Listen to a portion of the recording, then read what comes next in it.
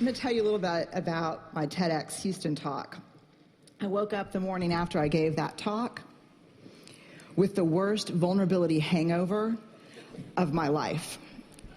And I actually didn't leave my house for about 3 days.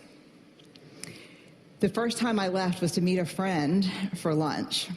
And when I walked in, she was already at the table, and I sat down, and she said, "God, you look like hell." I said, "Thanks. I feel really, I'm not functioning." And she said, "What's going on?" And I said, "I just told 500 people that I became a researcher to avoid vulnerability, and that when being vulnerable emerged from my data as absolutely essential to wholehearted living, I told these 500 people that I had a breakdown. I had a slide that said breakdown. At what point did I think that was a good idea?" And she said, "I saw your talk live streamed. It was not really you. It was a little different than what you usually do, but it was great." And I said, "This can't happen. YouTube, they're putting this thing on YouTube, and we're going to be talking about 600, 700 people." And she said, "Well, I think, it's too late." And I said, "Let me ask you something." And she said, "Yeah." And I said, "Do you remember when we were in college and really wild and kind of dumb?" She said, "Yeah." And I said, "Remember when we'd leave a really bad message on our ex-boyfriend's answering machine? Then we'd have to break into his dorm room and then erase the tape."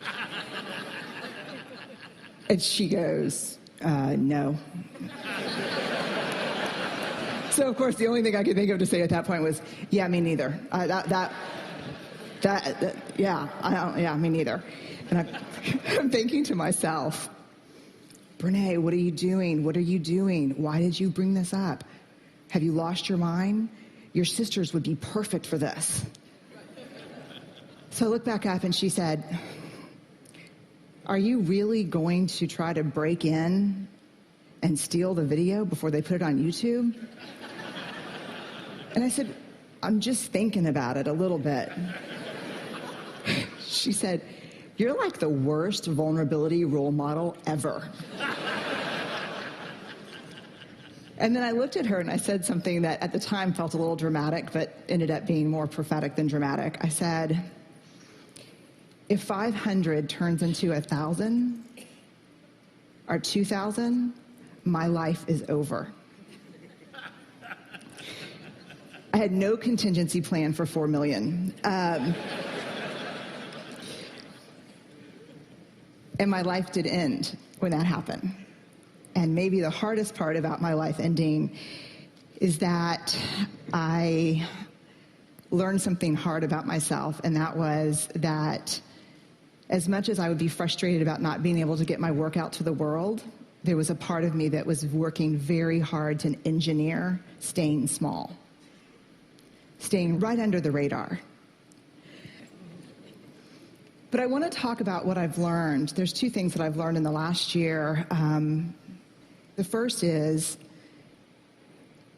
vulnerability is not weakness. And that myth is profoundly dangerous. Let me ask you honestly, and I'll give you this warning. I'm trained as a therapist, so I can outweight you uncomfortably. So if you could just raise your hand, that would be awesome. How many of you, honestly, when you're thinking about doing something vulnerable or saying something vulnerable, think, "God, vulnerability is weakness. This is weakness"? How many of you think of vulnerability and weakness synonymously? The majority of people. Now let me ask you this question. This past week at TED, how many of you, when you saw vulnerability up here, thought it was pure courage? Vulnerability is not weakness. I define vulnerability as emotional risk, exposure, uncertainty. It fuels our daily lives. And I've come to the belief, this is my 12th year doing this research, that vulnerability is our most accurate measurement of courage. To be vulnerable, to let ourselves be seen, to be honest. One of the weird things that's happened is after the TED explosion, I got a lot of offers to speak all over the country. Everyone from schools and parent meetings to Fortune 500 companies. And so many of the calls went like this. Hey, Dr. Brown, we loved your TED Talk. We'd like you to come in and speak. We'd appreciate it if you wouldn't mention vulnerability or shame. So, what would you like for me to talk about? There's 3 big answers. This is mostly, to be honest with you, from the business sector. Innovation, creativity, and change. So let me go on the record and say, vulnerability is the birthplace of innovation, creativity, and change.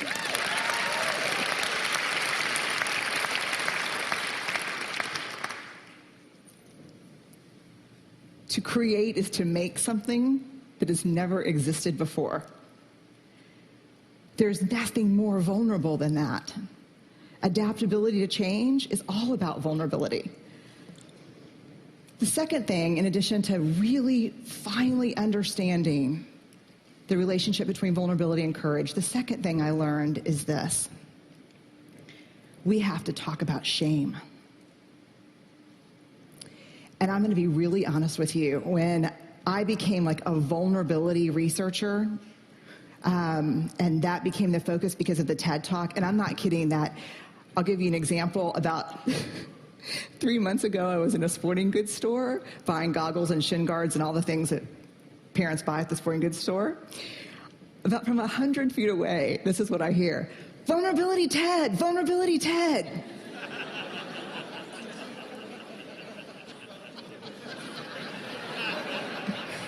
Yeah, I'm a 5th generation Texan. Our family motto is lock and load. I am not a natural vulnerability researcher. So I'm like, just keep walking. She's on my 6. And then I hear, vulnerability TED. I turn around and I go, hi. She's right here. And she said, you're the shame researcher who had the breakdown. At this point, parents are like pulling their children close to look away. And I'm so worn out at this point in my life. I look at her and I actually say, it was a frickin' spiritual awakening. And she looks back and does this. I know. And she said, we watched your TED Talk in my book club. Then we read your book, and we renamed ourselves the Breakdown Babes. And she said, our tagline is, we're falling apart, and it feels fantastic. You can only imagine what it's like for me in a faculty meeting. So when I became Vulnerability TED, like an action figure, like Ninja Barbie, but I'm Vulnerability TED, I thought I'm going to leave that shame stuff behind because I spent 6 years studying shame before I really started writing and talking about vulnerability.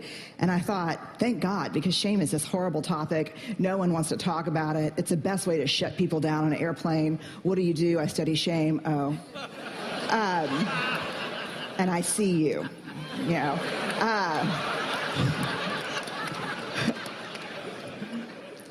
But in surviving this last year, I was reminded of a cardinal rule, not a research rule, but a moral imperative from my upbringing. You gotta dance with the one who brung you. And I did not learn about vulnerability and courage and creativity and innovation from studying vulnerability. I learned about these things from studying shame. And so I want to walk you in to shame. Jungian analysts call shame the swampland of the soul. And we're going to walk in, and the purpose is not to walk in and, construct a home and live there. It is to put on some galoshes and walk through and find our way around. Here's why.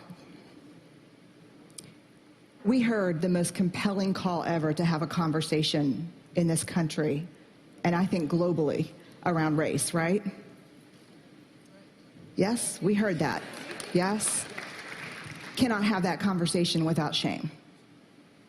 Because you cannot talk about race without talking about privilege, and when people start talking about privilege, they get paralyzed by shame. We heard a brilliant, simple solution to not killing people in surgery, which is have a checklist. You can't fix that problem without addressing shame, because when they teach those folks how to suture, they also teach them how to stitch their self-worth to being all-powerful. And all-powerful folks don't need checklists. And I had to write down the name of this TED Fellow so I didn't mess it up here. Mishkin Ingawale. I hope I did right by you. I saw the TED Fellows my first day here, and he got up and he explained how he was driven to create some technology to help test for anemia because people were dying unnecessarily. And he said, I saw this need, so you know what I did? I made it. And everybody just burst into applause, and they were like, yes. And he said, and it didn't work. And then I made it 32 more times. And then it worked. You know what the big secret about TED is? I can't wait to tell people this. I guess I'm doing it right now. This is like the failure conference. No, it is. You know why this place is amazing? Because very few people here are afraid to fail. And no one that gets on the stage so far that I've seen has not failed. I have failed miserably, many times. I don't think the world understands that because of shame. There's a great quote that saved me this past year by Theodore Roosevelt. A lot of people refer to it as the man in the arena quote. And it goes like this: it is not the critic who counts.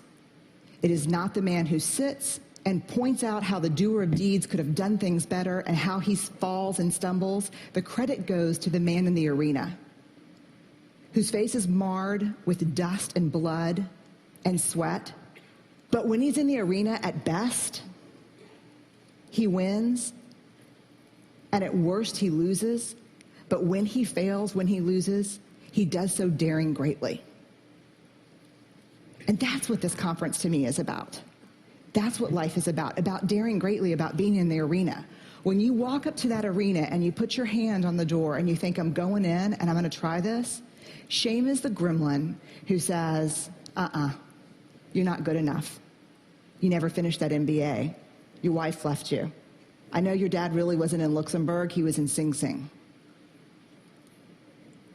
I know those things that happened to you growing up. I know you don't think that you're pretty enough or smart enough or talented enough or powerful enough. I know your dad never paid attention even when you made CFO. Shame is that thing. And then if we can quiet it down and walk in and say, I'm going to do this, we look up and the critic that we see pointing and laughing 99% of the time is who? Us. Shame drives two big tapes, never good enough. And if you can talk it out of that one, who do you think you are?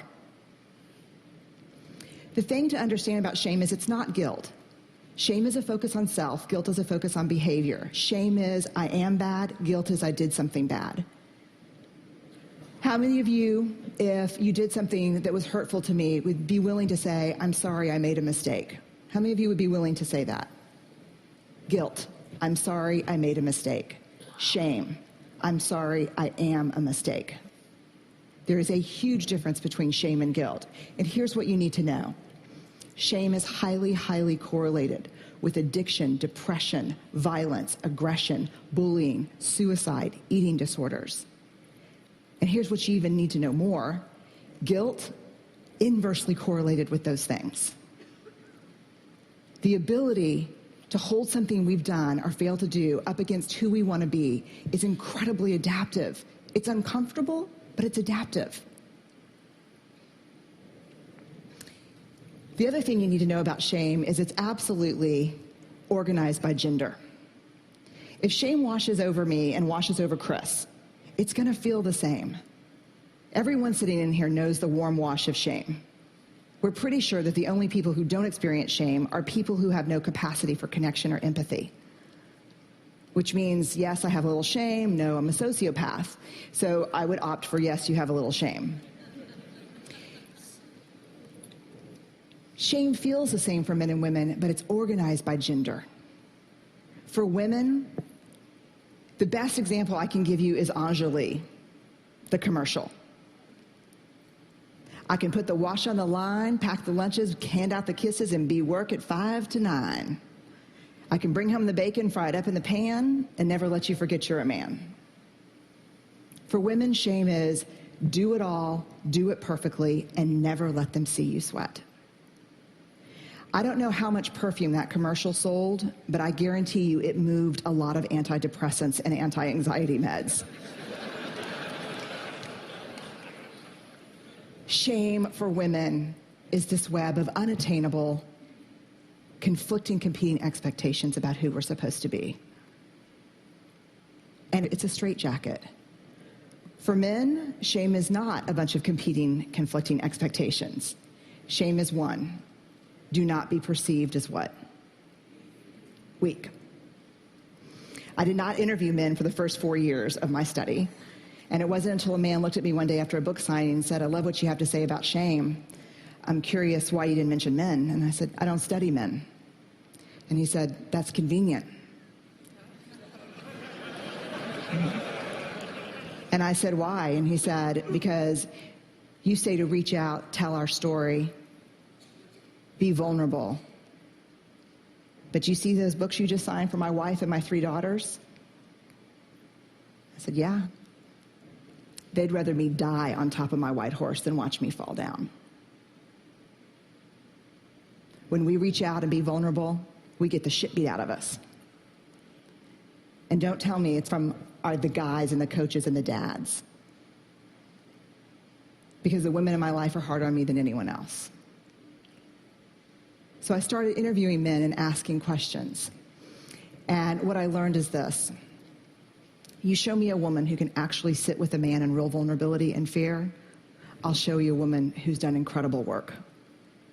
You show me a man who can sit with a woman who's just had it. She can't do it all anymore. And his first response is not, I unloaded the dishwasher. But he really listens, because that's all we need. I'll show you a guy who's done a lot of work. Shame is an epidemic in our culture. And to get out from underneath it,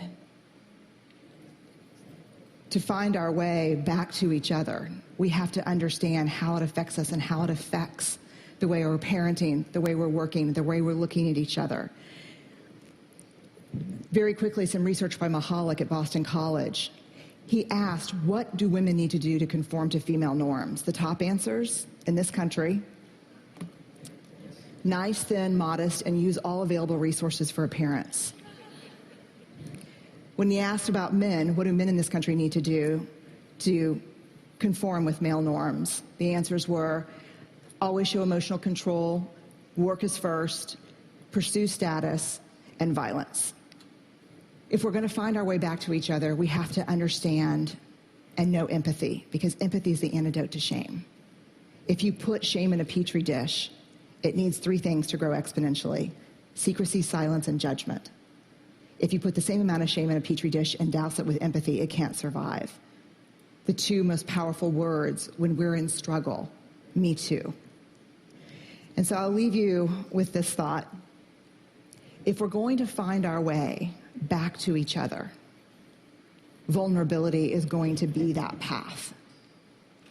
And I know it's seductive to stand outside the arena, because I think I did it my whole life, and think to myself, I'm going to go in there and kick some ass when I'm bulletproof and when I'm perfect. And that is seductive. But the truth is, that never happens. And even if you got as perfect as you could and as bulletproof as you could possibly muster, when you got in there, that's not what we want to see. We want you to go in. We want to be with you and across from you. And we just want, for ourselves and for the people we care about, and the people we work with to dare greatly. So thank y'all very much. I really appreciate it.